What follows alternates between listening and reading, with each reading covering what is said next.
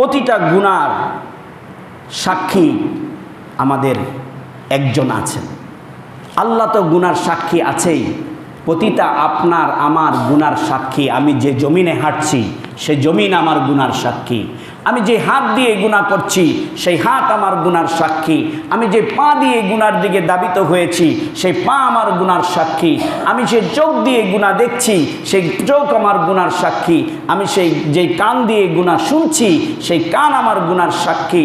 আমার কাঁধে যে ফেরেশতা রয়েছে যারা অনবরত আমার আমল লিখছে, কিরামান কাতিবিনা ইয়ালামুনা মা তাফআলুন, সেই ফেরেশতারা আমার গুনার সাক্ষী। এ কথা মনে রাখতে হবে। কিয়ামতের দিন আপনার কথা বলার আর শক্তি থাকবে না, আমার কথা বলার আর শক্তি থাকবে না।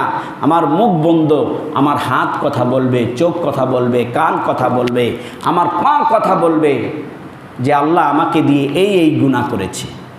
আবার পক্ষান্তরে যদি কেউ নেক আমল করে তবু তার চোখ কথা বলবে আল্লাহ আমাকে দিয়ে নেকের কাজ দেখেছে। হাত বলবে আল্লাহ আমাকে দিয়ে নেকের কাজ করেছে। পা বলবে আল্লাহ আমাকে মাধ্যমে নেকের দিকে ধাবিত হয়েছে। এভাবে করে আল্লাহ বলতে থাকবেন। আল্লাহর যে অঙ্গ প্রত্যঙ্গগুলো আল্লাহ মানুষকে দান করেছেন তারা বলতে থাকবে।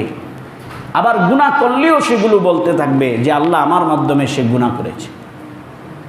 সেজন্য এই কথা মনে রাখতে হবে, আল্লাহ যে দানীয় যে অঙ্গগুলো আমাকে দিয়েছে এগুলো সব আমার গুনার সাক্ষী। আমি যদিও মনে করি কেউ আমাকে দেখছে না, কিন্তু আমাকে মনে রাখতে হবে আমার অঙ্গ প্রত্যঙ্গ, আমি যেই জমিনের উপরে দাঁড়িয়ে যেই ঘরের মধ্যে বসে আমি গুনায় লিপ্ত হচ্ছি সেই ঘর সব কিছু আমার গুনার সাক্ষী। কিয়ামতের ময়দানে তারা আল্লাহর সামনে দাঁড়িয়ে এর সাক্ষী নেবে। এ কথার চিন্তা করতে হবে।